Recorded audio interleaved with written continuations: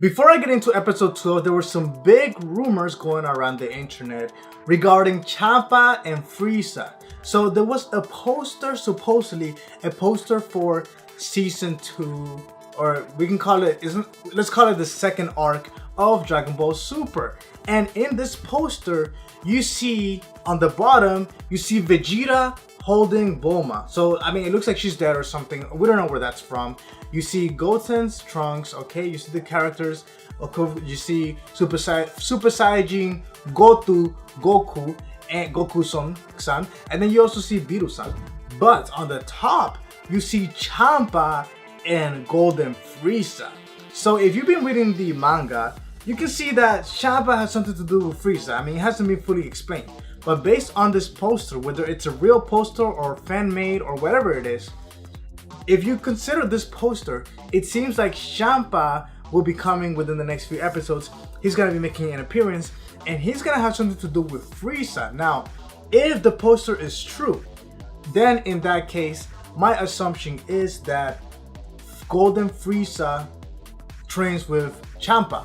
I don't know what Champa's intentions are, but it is a possibility that the God of Destruction, Champa from a different universe, trains with Golden Frieza, or with Frieza, so he can achieve that golden form, which means that, I mean, it's definitely gonna be very different from the movie. I mean, even if they don't go that Champa route, they're not gonna follow exactly the movie because they don't want people to feel like they're watching the same thing over and over again. This TV show, the movie, same thing. So they're gonna go a little bit different, and I'm excited to see where they take this whole direction.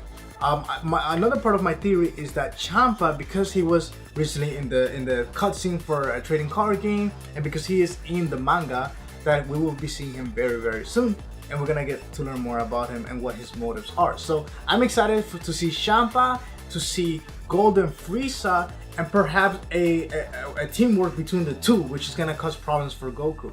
Anyways, moving on to episode 12 of Dragon Ball Super. It wasn't as good as episode 11. I had some issues with this episode.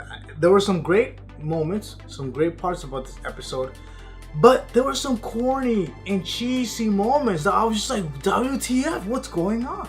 So at one point in the episode, and I'm sure you guys thought the same thing, when Vegeta's son and Super Saiyajin Goku are powering up, all of a sudden dragons come out of their ki. Freaking dragons. Okay? And I'm like, okay, maybe these dragons are gonna fight. Luckily, the dragons didn't fight. They went back inside their bodies, and then their ki just grew. They had this huge aura around them. It just got really big. So it's just like, okay, why do we need dragons? That was so random. Like, they're not Shenron.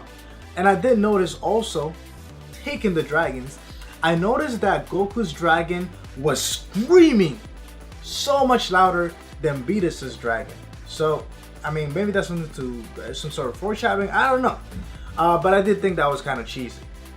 I also thought it was a little weird that in the previous episode, Beerus was kicking Goku's ass, just handing it to him, son. And as soon as Goku recovered from that wound, all of a sudden, he's almost as powerful as Beerus. And Beerus isn't going 100% easy on him either. I mean, Beerus is kind of struggling.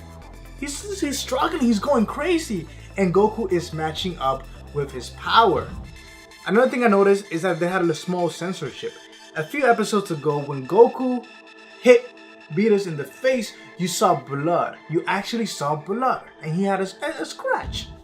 A little bloody scratch. But in this episode, it focused on that. You saw a line, it went black, and then it disappeared. There was no blood. It was just like, okay, he has a scratch, but there's no blood. So there's kind of, and I've noticed this a lot from Dragon Ball Super. Dragon Ball Z, okay, back in the day, it was very violent. I mean, there were scenes that were really bloody, arms coming off, like, it was pretty bloody. And then as they did reboots and they redone it, they censored a lot of it. They really did some hardcore censorship. And just they really just toned it down so much to where they wanted to fit younger audience. They wanted to fit kids and expand their audience. which means you have to be ready for what Dragon Ball Super is gonna be. Dragon Ball Super is not gonna be Dragon Ball Z. It's not gonna be that adult. It's gonna be more for the younger audience. So don't expect crazy violence, don't expect blood, and the animation has definitely been toned down, which it's very unfortunate. I mean, honestly, I look at Dragon Ball Z and I feel like that has better animation and fight scenes than Dragon Ball Super, which is much more recent. You know, it just doesn't make any sense. But the cutting corners, toy animation, what do you expect? This episode, another thing I didn't like was the fact that you're pretty much setting up the most powerful beings in the universe early within the first 12 episodes. Already, Goku and Beerus fighting so hard that they're disrupting time and space, and they're creating a shockwave that's actually being felt by people from around the universe. And if they do it 3 times, they could destroy the universe. The universe can crumble. Some inconsistencies in that were that the shockwaves, apparently the farther away they're from the source, the stronger they are.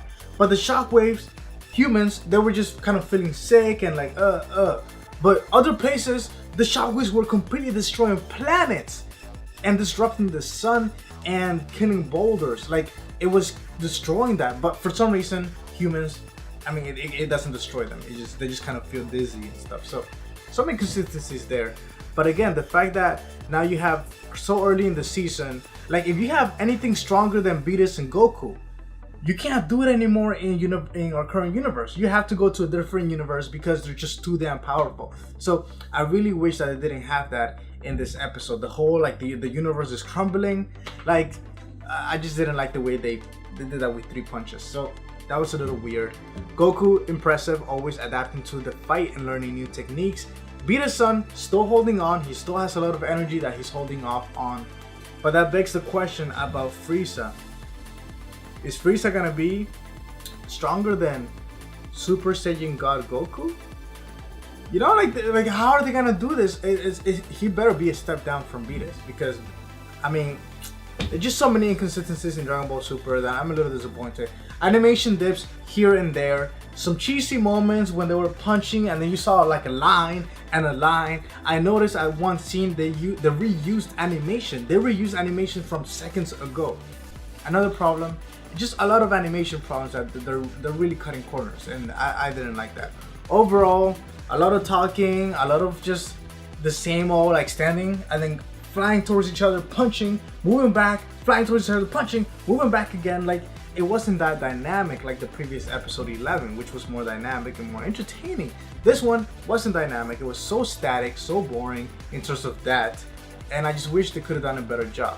Again, overall, it was still an enjoyable episode, but it is not a perfect episode, and it definitely did not meet the expectations that episode 11 set. This kind of was like a step down from episode 11.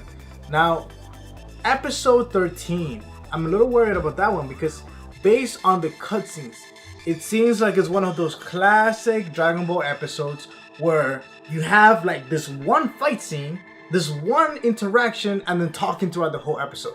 So it seems like the majority of episode 13 is literally gonna be Beerus kind of like trying to kill Goku with that one attack, and Goku holding on. Goku like holding on, and it's gonna be going on for 22 minutes. For most of episode 13, it's gonna be just that one move, that one scene, just expanded into like a whole episode. And I really hope that's not the case. I really hope that at most that lasts like 5 minutes, and then they can get on to more fighting. So, I mean, we'll see. We'll see. Again, like I said, the cutting corners. What do you expect to animation? Let me know in the comments below, what are your thoughts? Do you think I was a little bit too harsh on this? Do you think, I mean, I'm always honest, so do you agree that this episode just didn't live up to episode 11's expectations? And do you think that the animation is still not there yet? Do you think that it felt a little bit statically, a little bit cheesy, a little bit, what are they doing? Let me know in the comments below, and I'll see you guys tomorrow. Virginia! Hanging out with little boys in spandex, Virginia! Yes. I love you, vagina. Vagina! You can't be doing that, come on! Go to vagina! No escaping, banana! Banana!